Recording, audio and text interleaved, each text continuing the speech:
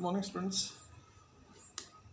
आज की प्रमेय है कि जीवा द्वारा एक बिंदु पर अंतरित कोण। प्रमेय है इसमें कि वृत्त की बराबर जीवाएं केंद्र पर बराबर कोण अंतरित करती है।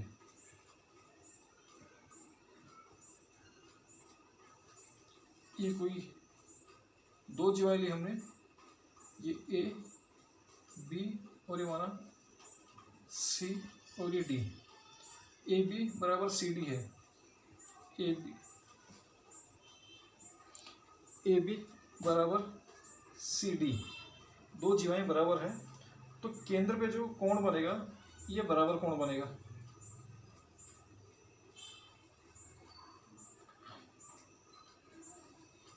केंद्र पे जो कोण बनेगा वो बराबर बनेगा, यानी कि यदि ए बी बराबर सी डी है तो एंगल ए, ये हमारा बिंदु ओ है, ए ओ बी बराबर है एंगल सी ओ डी।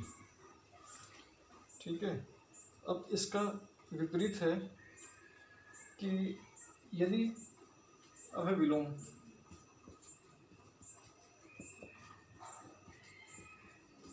यदि दो जीवाओं द्वारा केंद्र पर अंतरित कोण बराबर हो, यानी कोण ए ओ बी बराबर है कोण सी ओ डी के बराबर होगा, यानी कि केंद्र दो जीवाओं द्वारा केंद्र पे अंतरित कोण बराबर है तो ए बी बराबर है सी डी के बराबर होगा, तो जीवाओं की लंबाई आपस में बराबर होगी। सवाल नंबर 1, प्रश्नावली 10.2 सवाल नंबर 1।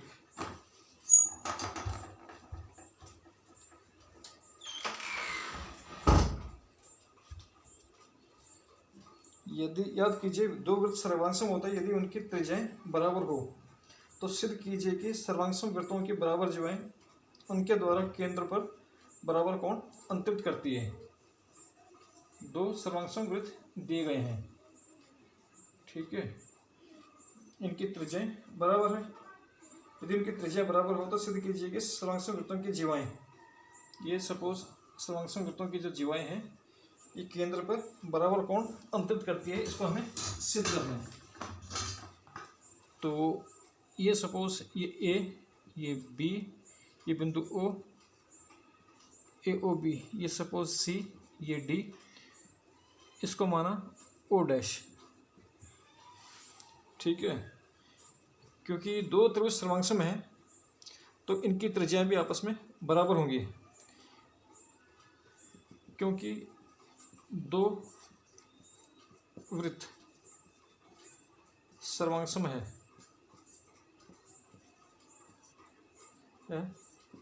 तो उनकी त्रिज्याएं भी बराबर होगी।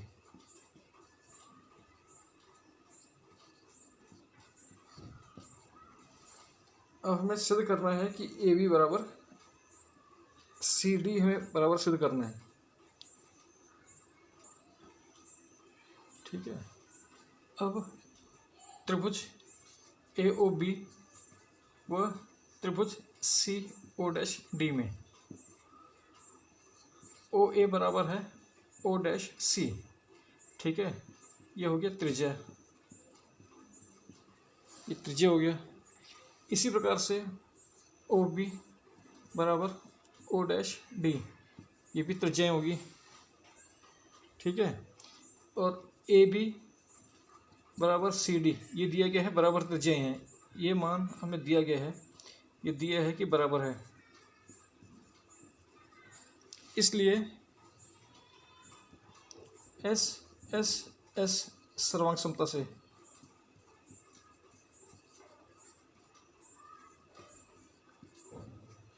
ठीक है, त्रिभुज ए ओ बी ये सर्वांगसम हुआ त्रिभुज सी ओ डैश डी के।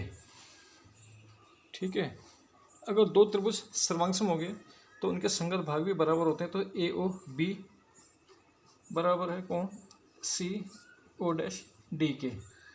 कारण है सी पी सी टी से, और हमें यही सिद्ध करना था। दिया गया है सवाल नंबर 2 कि सिद्ध कीजिए कि दो सर्वांग वृत्तों की जीवाएं उनके केंद्र पर बराबर कोण अंतरित करती है। अब इस पहले वाले सवाल का उल्टा है, जस्ट ए ओ बी, ये सी, ये डी, ये ओ डैश।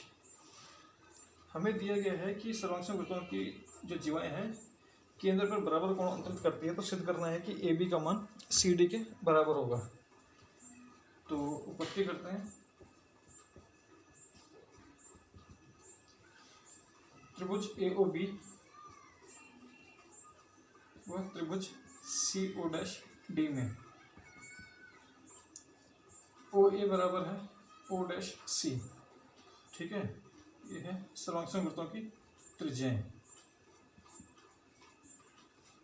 इसका मतलब है ओ बी का मान ओ डैश डी की, ये भी के त्रिज्याएं, ये इसके बराबर, ये इसके बराबर।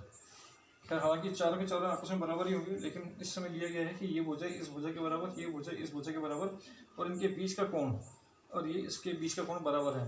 और कोण ए ओ बी बराबर है कोण सी ओ डैश डी के। ठीक है, ये दिया है।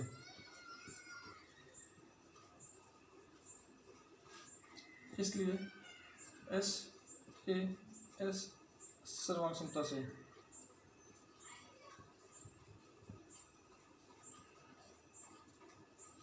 त्रिभुज ए ओ बी सर्वांग हो जाएगा त्रिभुज सी ओ डैश डी के। अगर दो त्रिभुज सर्वांग हो जाएंगे तो उनके संगत भाग भी बराबर हो जाएंगे। इसका मतलब ए बी ये बराबर हो जाएगा सी डी के, कारण इसका सी पी सी टी से।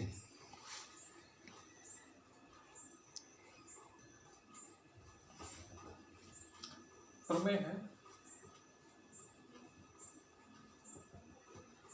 एक वृत्त है, वृत्त के केंद्र से ये माना कोई जीवा है, इस जीवा पे डाला गया लंब जीवा को समद्विभाजित करता है। यानी कि ओ ये ए, ये बी हुआ और ये सी हुआ।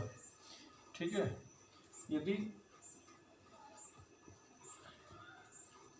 ओ सी लंब है ए बी पर तो ए सी बराबर बी सी, यानी केंद्र से जीवा पे डाला गया लंब जीवा को समद्विभाजित करता है। अब इसका विलोम है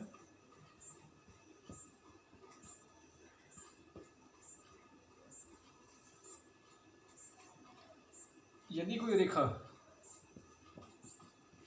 जीवा को समद्विभाजित करती है, यदि कोई रेखा जीवा को समद्विभाजित करती है तो वह केंद्र से हो करके गुजरेगी और उस जीवा पर लंब होगी।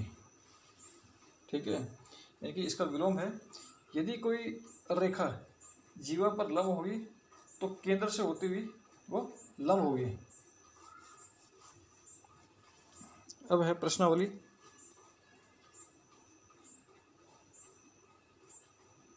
अब 3 बिंदुओं से, अब हमने 3 बिंदु लिए, 3 बिंदुओं से केवल एक ही वृत्त खींचा जा सकता है। ठीक है, 3 जो असंरेखी बिंदु होता है, संरेख बिंदु उसको बोलते हैं संरेख बिंदु। अगर 3 के 3 या 3 से ज़्यादा बिंदु अगर एक सीधी रेखा में आ जाएंगे तो ये संरेख बिंदु हो जाएंगे। अब एक रेखा दी, ये असंरेख बिंदु हो जाएंगे। जो बिंदु उस रेखा पर नहीं आएंगे तो उसे हम असंरेख बिंदु कहेंगे। ठीक है, तो 3 असंरेखी बिंदुओं द्वारा केवल एक ही वृत्त खींचा जा सकता है। ठीक है, अब है प्रश्नावली 10.3 सवाल देखते हैं।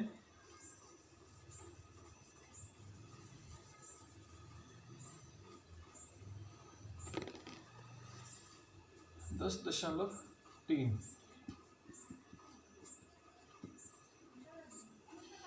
10.3 में है कि वृत्त के कई युग्म खींचे गए, प्रत्येक जोड़े में कितने बिंदु उभयनिष्ठ है, उभयनिष्ठ बिंदुओं की अधिकतम संख्या क्या है, हमें ये निकालनी है।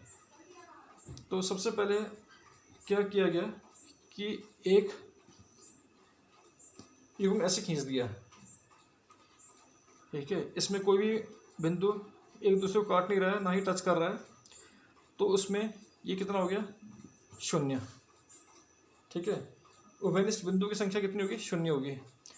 अब माना एक ऐसा हो गया और एक ऐसा हो, यानी कि इसको यहाँ पे टच करता हो जा रहा है, ये ऐसा हो या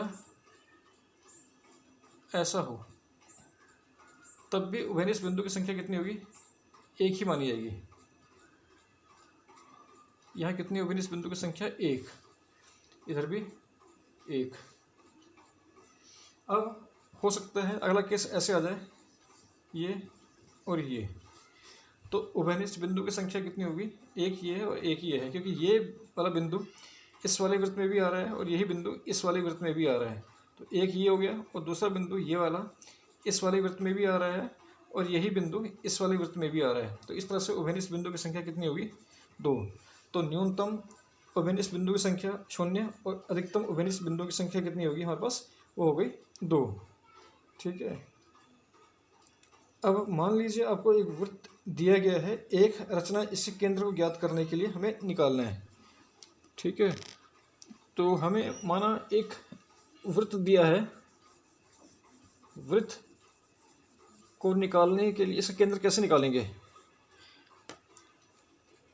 माना ये हमारे पास एक वृत्त दिया गया है,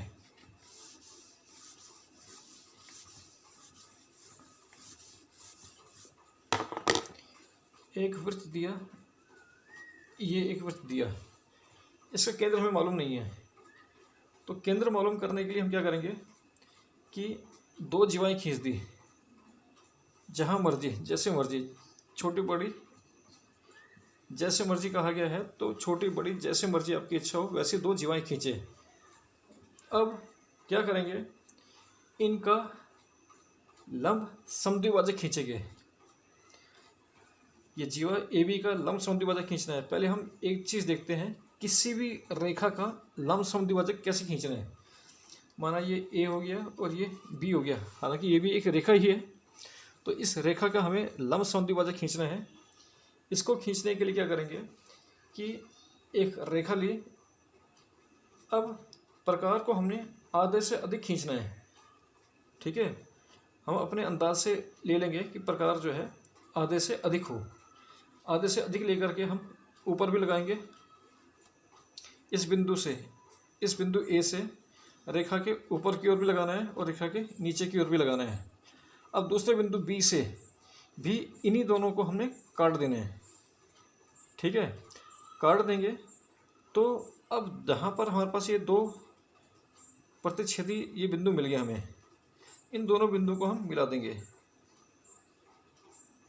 ये मिला दिया, तो इसको आगे बढ़ा दिया। तो इस तरह से हमारे पास हमें क्या मिला, इसका लंब समद्विभाजक। ये इस पर 90 डिग्री भी हुआ और इसका ये बराबर भागों में भी बांट दिया। तो इसका लंब समद्विभाजक खींचते हैं, तो बिंदु ए से आधे से अधिक प्रकार लेकर के एक चाप रेखा के दाईं ओर लगाई और एक रेखा के बाईं ओर लगाई। इसी और बिंदु से भी इन्हीं दोनों चापों को आपस में काट दिया, तो इन दोनों को आपस में मिला लिया, ठीक है। तो इसको आगे तक बढ़ा दिया। अब इसी प्रकार से इस CD जीवा का भी लंब समद्विभाजक खींचा, प्रकार को आधे से अधिक खोलना है और एक रेखा के ऊपर की ओर लगाई और एक रेखा के नीचे की ओर।